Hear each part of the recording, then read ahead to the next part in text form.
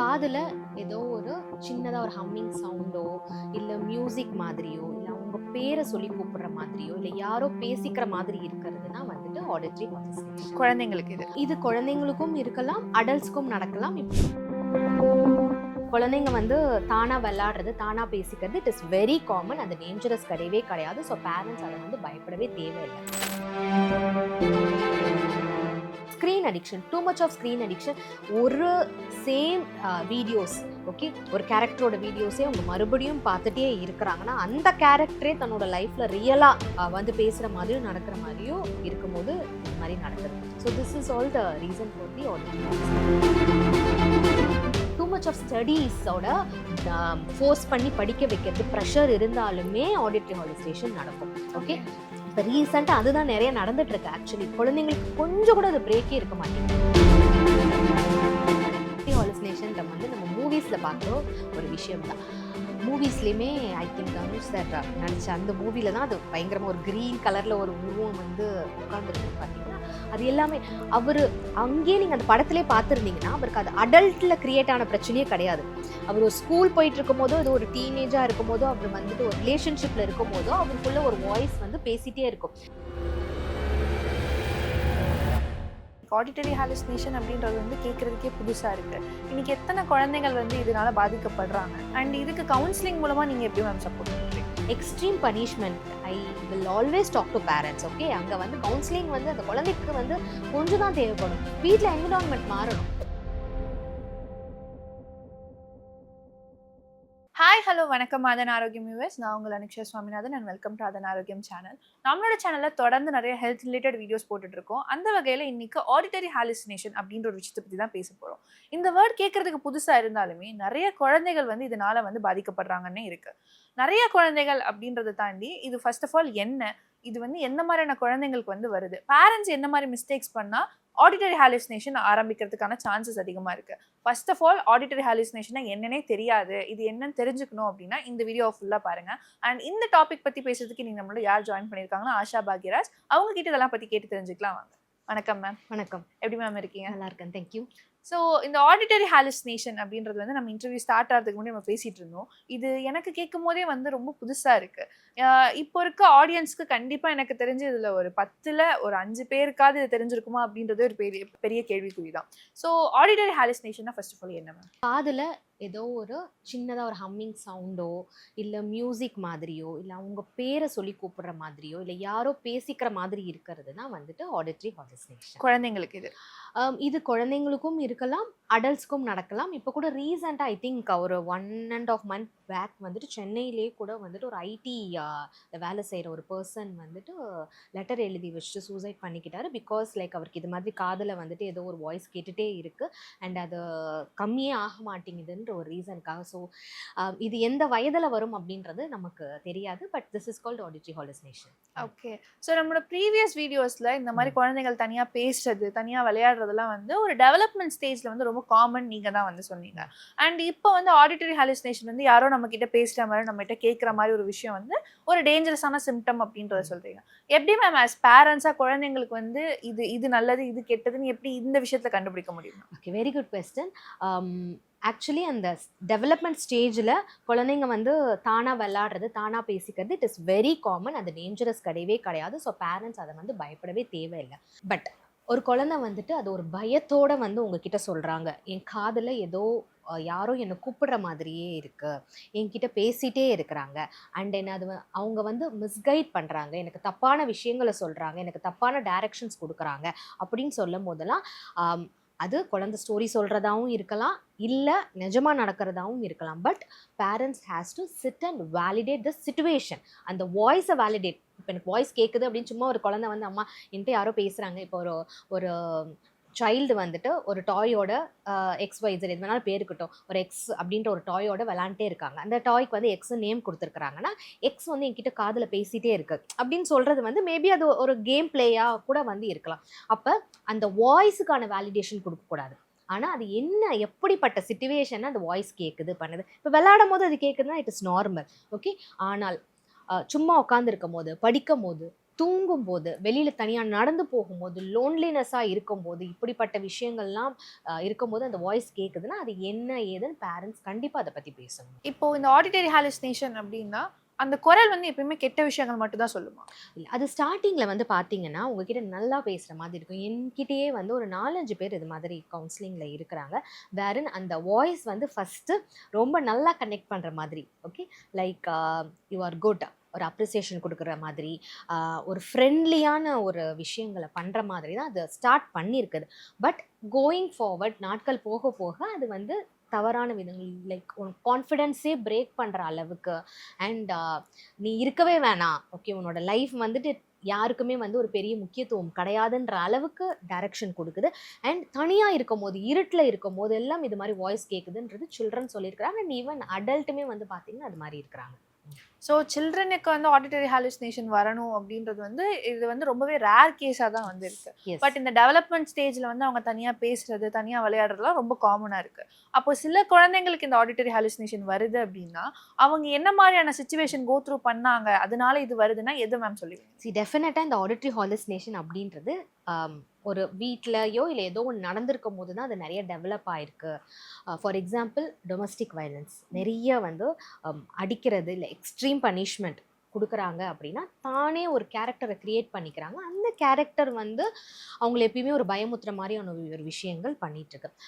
2வது புல்லிங். இப்ப யாராவது வீட்லயோ, வெளியிலயோ ஒரு புல்லிங் பண்றாங்க அப்படின்னா, அது ப்ராப்பரா அட்ரஸ் பண்ணல. பேரண்ட்ஸ் வந்து அத கவனிக்காம விடுறாங்க. அத பத்தி பேசல. இல்ல பேரண்ட்ஸே அப்படிப்பட்ட ஒரு புல்லிங் பண்றாங்க. வீட்லயே அது நடந்துட்டுருக்கு அப்படின்னா, அப்பயும் நடக்கும். Screen addiction. Too much of screen addiction.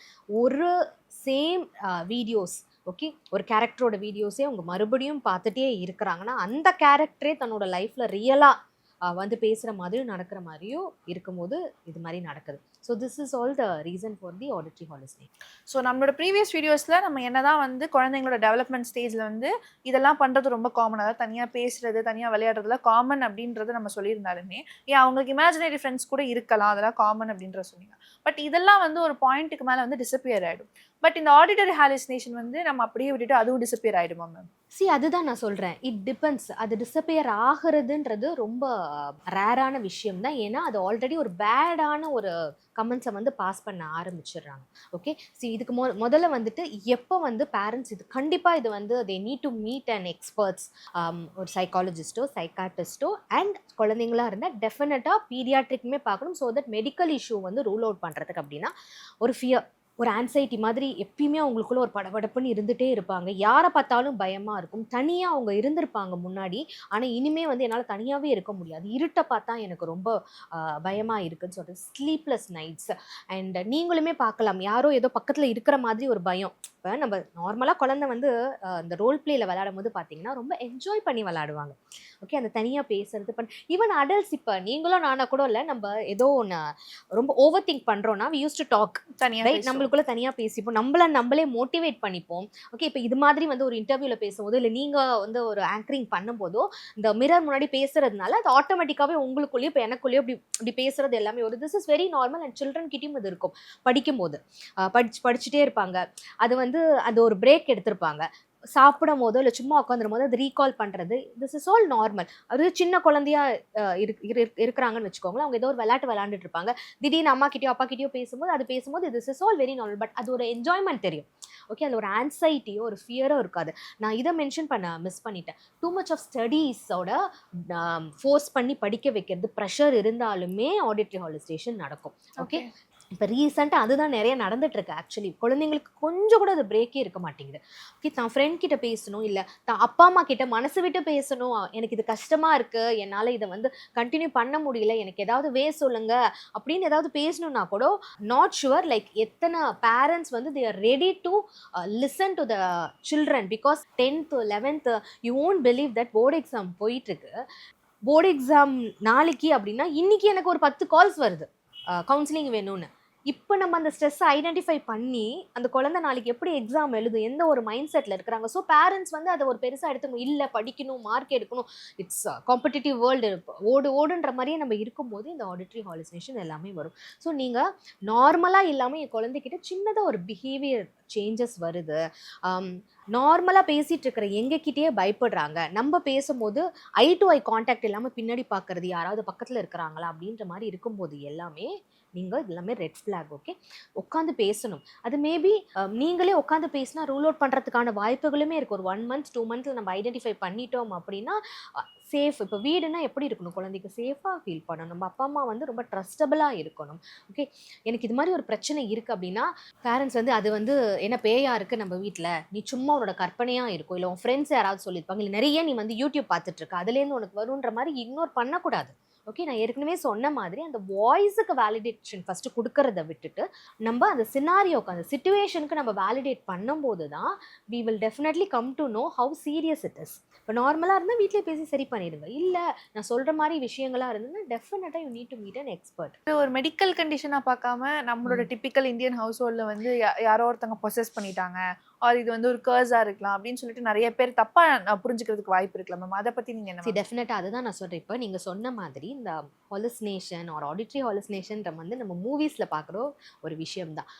மூவிஸ்லேயுமே I think Dhanush sir நடித்த அந்த மூவியில் தான் அது பயங்கரமாக ஒரு க்ரீன் கலரில் ஒரு உருவம் வந்து உட்காந்துருக்கும் பார்த்தீங்களா. அது எல்லாமே அவர் அங்கேயே நீங்கள் அந்த படத்திலே பார்த்துருந்தீங்கன்னா அவருக்கு அது அடல்ட்டில் க்ரியேட் ஆன பிரச்சனையே கிடையாது. அவர் ஒரு ஸ்கூல் போயிட்டு இருக்கும் போதோ, இது ஒரு டீனேஜாக இருக்கும் போதோ, அவர் வந்துட்டு ஒரு ரிலேஷன்ஷிப்பில் இருக்கும் போதோ அவருக்குள்ள ஒரு வாய்ஸ் வந்து பேசிகிட்டே இருக்கும், தட் அவனோட பார்ட்னர் வந்து டேஞ்சராக இருக்காங்க அப்படின்ற மாதிரி ஏதோ ஒரு விஷயத்தை வந்து இருக்காங்க. ஸோ இது சடனாக இன்னைக்கு க்ரியேட் ஆகிற ஒரு விஷயம் கிடையாது. உங்களுக்கு ரொம்ப நாளாக இதை வந்து பேசிகிட்டே இருக்கிற ஒரு விஷயம் தான்.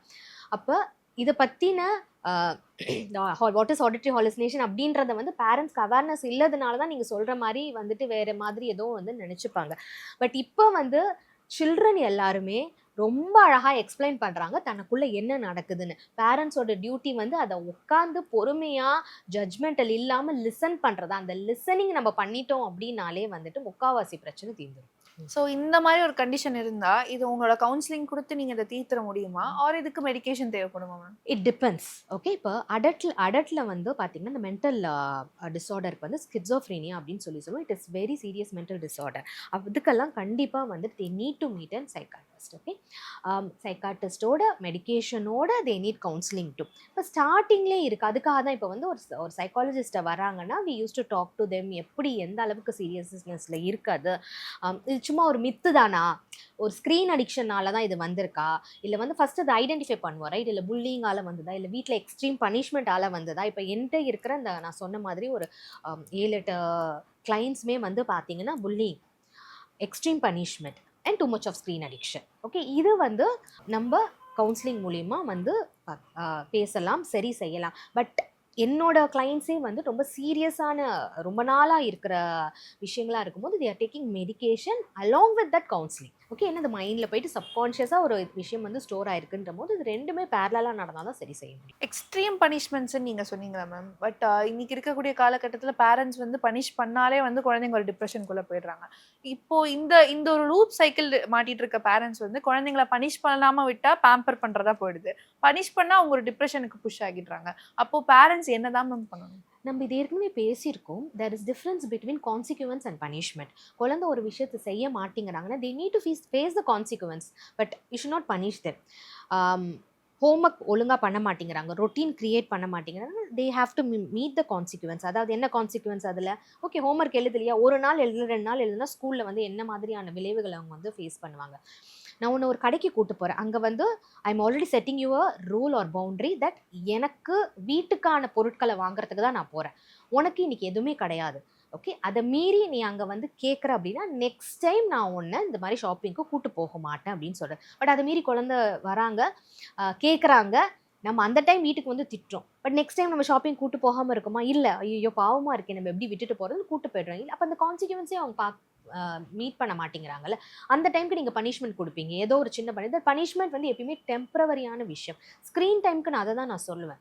ஸ்க்ரீன் டைமை ஃபிக்ஸ் பண்ண போதே நீங்கள் இதுக்கான கான்சிக்வன்ஸ் என்னன்றதை நீங்கள் சொல்லணும். ஓகே, நாளையிலேருந்து உனக்கு கொடுக்க மாட்டேன் ஸ்க்ரீன் டைமு, இல்லை நான் கம்மி பண்ணுவேன், இல்லை வீக்கெண்டில் ஏதோ ஒரு விஷயம் நம்ம செய்கிறோன்னா அதை நம்ம கட் பண்ணுவோம், ஏதோ ஒன்று கான்சிக்வன்ஸை தான் அவங்க மீட் பண்ணணுமே தவிர்த்து பனிஷ்மெண்ட்டுன்னு நம்ம போகிறோம் அப்படின்னா அது எல்லாமே டெம்பரவரியான விஷயம் தான். பனிஷ் பண்ணுற எல்லா குழந்தைங்களும் வேற ஏதாவது ஒரு வழியில் நம்ம இதை எப்படி செஞ்சுக்கலான்றது தான் யோசிப்பாங்களே தவிர்த்து நம்ம இது செய்கிறோம் இது தவறு அப்படின்ற ஒரு ரியலைசேஷன் உங்களுக்கு வரவே வராது. ஸோ என்னோட கடைசி கொஷின் வந்து, இன்னைக்கு ஆடிட்டரி ஹாலுசினேஷன் அப்படின்றது வந்து கேட்குறதுக்கே புதுசாக இருக்குது. இன்னைக்கு எத்தனை குழந்தைகள் வந்து இதனால பாதிக்கப்படுறாங்க, அண்ட் இதுக்கு கவுன்சிலிங் மூலமாக நீங்கள் எப்படி மேம் சப்போர்ட் பண்ணுறீங்க? ஓகே, அதை நான் ஏற்கனவே பேசின மாதிரி very rare this will happen. Okay, counselling மூலிமா எப்படி சரி பண்ணுறோன்னா அதுதான். இப்போ புல்லிங் நடக்குதுன்னு சொல்கிறாங்க அப்படின்னா அந்த புல்லிங்லேருந்து எப்படி உங்களை வெளியில் கொண்டு வரணும். Extreme punishment I will always talk to parents. Okay, அங்கே வந்து கவுன்சிலிங் வந்து அந்த குழந்தைக்கு வந்து கொஞ்சம் தான் தேவைப்படும். வீட்டில் என்விரான்மெண்ட் மாறணும். ஓகே, அப்பா அம்மா என்னை அடிக்க மாட்டாங்க, அப்பா அம்மா என்னை ரூமில் பூட்டி வைக்க மாட்டாங்க, நான் வந்து ஏதாவது ஒரு பிரச்சனை பண்ணனா எனக்கு சாப்பாடு கொடுக்காம இருக்க மாட்டாங்க. தட் இஸ் இப்போ நம்ம யூஸ்வலாகவே வந்துட்டு நம்ம இந்தியன் பேரண்ட்ஸ் கிட்ட ஒரு பழக்கம் இருக்குது. Even modern parenting also I'm seeing that நீ ஒரு விஷயம் செய்யலையா உனக்கு நான் ஃபோனை பிடுங்கிடுறேன், உனக்கு அவுட்டிங்கை கட் பண்ணிடுறேன், நீ வந்து வெளியில் போகவே கூடாது, உனக்கு நான் புதுசாக எதுவுமே வாங்கி தர மாட்டேன்ற இது மாதிரி விஷயங்கள் தான் அவங்க வந்து சொல்கிறாங்க தவிர்த்து எதனால் அந்த குழந்தை வந்து இது செய்யலைன்றது யோசிக்கவே மாட்டேங்கிறாங்க. ஓகே, பொய் சொல்கிறாங்க, வீட்டிலேருந்து தெரியாமல் காசை எடுத்துகிட்டு போகிறாங்க அப்படின்னா எதனால் இது நடக்கும்னு நினைக்கிறீங்க நீங்கள்? ஓகே, எல்லா குழந்தைங்களுமே அந்தந்த ஒரு ஸ்டேஜில் போய் சொல்லுவாங்க தான், வீட்டுக்கு தெரியாமல் ஏதோ ஒரு விஷயங்களை பண்ணுவாங்க தான். Okay, I hate a child when like அந்த கிளைண்ட் வந்து என்ன சொல்கிறாங்கன்னா முடியை கட் பண்ணிட்டாங்க. ஓகே, அவங்களுக்கு ஒரு 8 வயசாகுது, அப்பா அம்மாவுக்கு தெரியாமல் முடியை கட் பண்ணிட்டாங்க. இது ரொம்ப பெரிய விஷயம் கிடையாது, வேற ஏதோ ஒன்று எக்ஸ்ப்ளோர் பண்ணணும் அப்படின்றதுக்காக தானாகவே கட் பண்ணிட்டாங்க. பட் அதுக்காக அந்த குழந்தைய ஒரு நாள் ஃபுல்லாக அதையே பற்றி பேசி பேசி பேசி திட்டிருக்காங்க. அந்த ஒரு நாள் மட்டும் கிடையாது, எப்போல்லாம் சான்ஸ் கிடைக்குதோ திட்டுறாங்க. அந்தந்த வயதில் சில தவறுகள் செய்ய தானே செய்வாங்க. பட் அதை நம்ம தானே பேசி ஓகே நீ இப்படி நீ கண்ணாம்பினான்னு கட் பண்ணினா நீனே பாரு உன்னோட ஹேர் க்ரோத் எப்படி இருக்கும் என்ன அப்படின்றது, உனக்கு என்ன வேணுமோ நீ எங்ககிட்ட சொல்லு, இமீடியட்டாக பண்ண முடியலனாலும் ஹேர் கட் நான் கூப்பிட்டு போகிறேன், அது உங்கள் ஸ்கூலில் அலோடா என்னன்னு பார்ப்போம், இல்லை நம்மளோட வீட்டுக்கு இது மாதிரிலாம் நம்ம பண்ணுவோமா என்ன அப்படின்றதானே அவங்க பேசணுமே தவிர்த்து ஒரு ஒரு மிஸ்டேக் பண்ணிட்டாங்கன்னு திருப்பி திருப்பி திருப்பி நம்ம பேசிகிட்டே இருந்தோம் அப்படின்னா எக்ஸ்ட்ரீம் ஒரு கேஸுக்கு தான் அவங்க போவாங்க. ரைட்? ஸோ அதெல்லாமே அவாய்ட் பண்ணணும் அப்படின்னா பேரண்ட்ஸ் கிட்ட தான் அது வந்து இருக்குது. ஸோ இன்னைக்கு ஆடிட்டரி ஹாலுசினேஷன் தான் என்ன, அண்ட் இதுக்கு பேரண்ட்ஸ் வந்து எப்படி கான்ட்ரிபியூட் பண்ணுறாங்க, அண்ட் இதோட ரெட் ஃப்ளாக்ஸ் என்ன, இது வந்துச்சுன்னா எப்படி கவுன்சிலிங் போகணும், இல்லை எப்போ மெடிக்கேஷன் போகணும் அப்படின்னு சொல்லிட்டு எல்லாமே நம்ம வந்து டீட்டெயிலாக பேசிட்டோம். So thank you so much ma'am. நான் கேட்ட எல்லா கொஷனுக்கு பொறுமையாக பதில் சொன்னதுக்கு ரொம்ப ரொம்ப நன்றி. தேங்க்யூ.